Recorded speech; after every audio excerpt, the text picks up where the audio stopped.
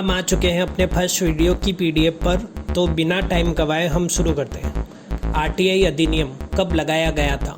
मैं हर क्वेश्चन को 2 बार रिपीट करूंगा और उसके आंसर को भी, ताकि आपको इसकी जानकारी अच्छे से हो जाए। आरटीआई अधिनियम कब लागू किया गया था?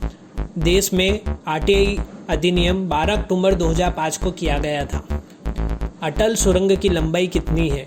अटल सुरंग की लंबाई 9.02 किलोमीटर है। अटल सुरंग की लंबाई 9.02 किलोमीटर है। तीसरा क्वेश्चन है, डीआरडीओ का मुख्यालय कहाँ पर स्थित है? इंडिया में डीआरडीओ की बात हो रही है।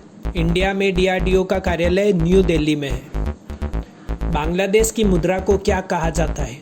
इंडिया की मुद्रा को आपको पता है रुपया कहा जाता है, उसी तरह बांग्लादेश में टका करके यूज़ होती है, वहाँ पे टका कहा जाता है। कोबाल्ट का सबसे बड़ा उत्पादक देश कौन सा है? कोबाल्ट का सबसे बड़ा उत्पादक देश जर्रे है। खालसा पंथ की स्थापना किसने की थी? काफ़ी प्रचलित क्वेश्चन है, आप सभी ने बहुत सुना होगा इसे। गुरु गोविंद सिंह जी ने खालसा पंथ की स्थापना की थी। हिंदुस्तान यूनिलीवर के वर्तमान सीईओ कौन थे? माफ कीजिएगा, कौन है? संजीव जी मेहता हिंदुस्तान यूनिलीवर के वर्तमान सीईओ है। राज्य सूचना आयोग के प्रमुख सदस्यों की नियुक्ति कौन करता है? हर राज्य का एक राज्यपाल होता है, आपको पता है। वो व्यक्ति ही राज्य के प्रमुख सूचना आयोग के सदस्यों की नियुक्ति करता है। भारत की सबसे लंबी सुरंग कौन सी है? भारत की सबसे लंबी सुरंग चेन्नई श्यामा टनल है। 1924 में आईएनसी भारतीय राष्ट्रीय कांग्रेस के अध्यक्ष कौन थे?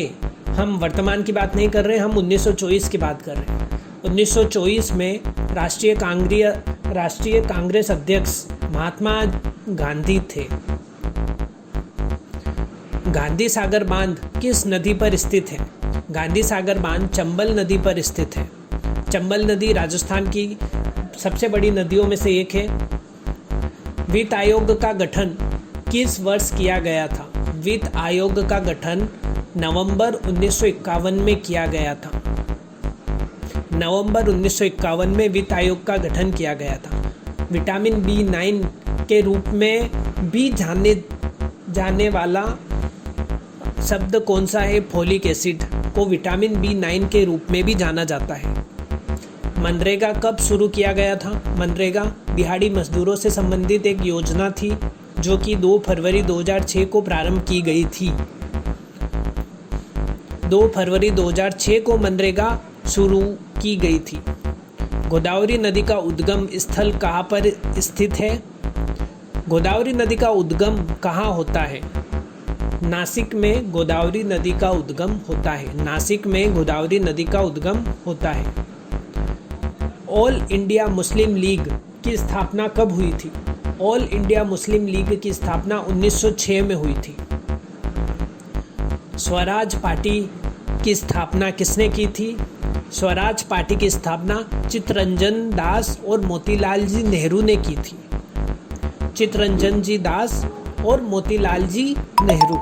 स्वराज पार्टी की स्थापना। स्वतंत्र भारत के प्रथम मुख्य न्यायाधीश कौन थे? हम स्वतंत्रता के बाद की बात कर रहे हैं। स्वतंत्र भारत के प्रथम मुख्य न्यायाधीश H.J. कानिया थे। हाइपोथैलेमस मानव शरीर में कहाँ स्थित है?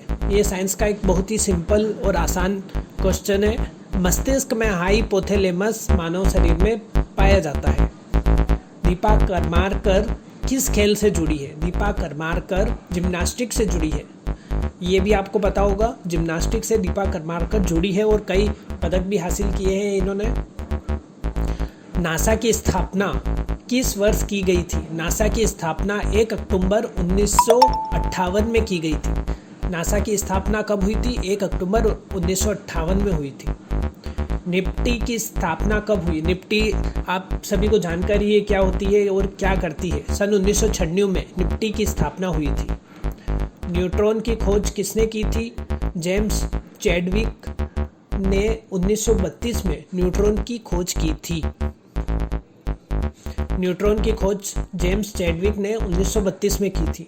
भारतीय संविधान में राजभाषाएं किस अनुसूची में वर्णित हैं? सारी राजभाषाएं भारतीय संविधान में अनुसूची 8 में पाई जाती है। एक नियम 8 करके बनाया गया है जिसमें सारी राजभाषाओं को रखा गया है। और इस वीडियो का आखिरी क्वेश्चन है, प्रथम भारतीय महिला क्रिकेट की कप्तान कौन थी? भारतीय पुरुष टीम की बात हर कोई करता है, लेकिन हम इस बार महिला क्रिकेट कप्तान के बारे में आपको बताना चाहते हैं, जो कि सबसे पहली कप्तान थी शांता रंगास्वामी। अगर आपने नहीं सुना हो तो फिर से बताता हूँ, शांता रंगास्वामी प्रथम भारतीय महिला क्रिकेट की कप्तान थी। हमारी पहली श्रृंखला यहीं पे समाप्त होती है। अगर आपको यह वीडियो अच्छा लगा हो तो आप इसे ज़रूर लाइक कीजिएगा। Thank you.